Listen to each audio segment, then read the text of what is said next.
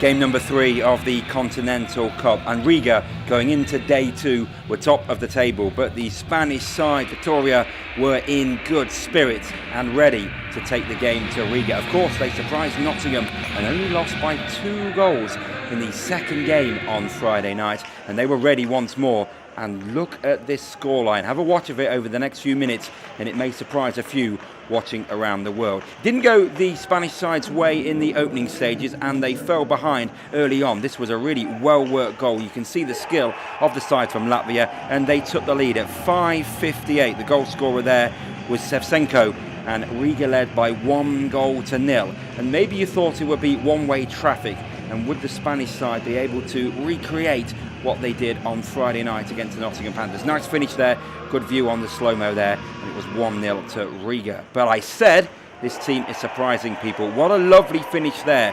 27:52, a rasping drive there from Ekstrom, and he's the captain, and he scores to make it 1-1. You see here the face-off is won through a little bit of traffic, and it was 1-1. The Panthers fans were thrilled with that one. The good crowd in again for the afternoon game. There was a timeout taken then as well, and you saw the Spanish coach just really getting behind his side. But unfortunately for them, Riga scored very quickly to make it 2-1.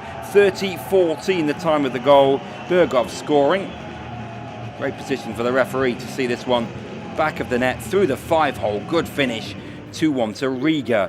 But Vitoria were unable to lie down. They were going to not let themselves be beaten.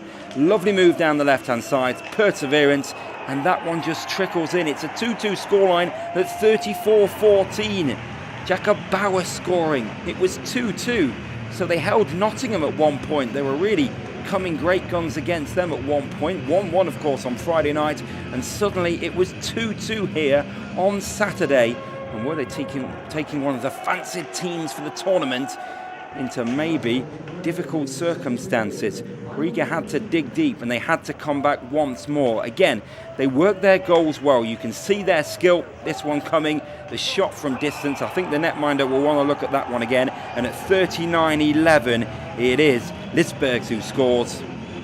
Again, a bit of traffic in front of him, but the netminder, who was so solid the previous night against the Nottingham Panthers, will probably have wanted some of these back. Give away here, and you don't give the Latvians that time. Look, break into the offensive zone, and all that time in front of the net. There's lots of pandemonium in front there, and does it go over? Yes, it does just. It took a few deflections, and at 36 seconds into the third period, it is a 4-2 scoreline, and that goal was credited to Sisnin, and it was 4-2 to Riga. In the third period, they began to run away with things, and another one there, again, a bit scrappy in front of the net. A good skill, though, by the Latvians, but perhaps the netminder, again, beaten there just in front. You'll just see the way the man comes from one side, then the other. Good finish, and it was 5-2 there at 44:08. The goal scorer there was Jezjovs. So don't count out the Latvian side from getting more goals. They were certainly trying to run up the scoreboard. Probably won't come down to goal difference this tournament, but they were trying to get some more goals into the right net for them, and it was suddenly 6-2, a play from the face-off, and at 45:21, just over a minute after goal number 5 went in, it was goal number 6, this time Biskivskes scoring that goal to make it 6-2. There's still time for a 7th goal, just with 1 minute 30 to go on the clock. Sweet move, one end of the ice to the other, and the final touch there in front of the net for Shevchenko, and it was his second of the night. Final score in this one then, 7-2 to Riga.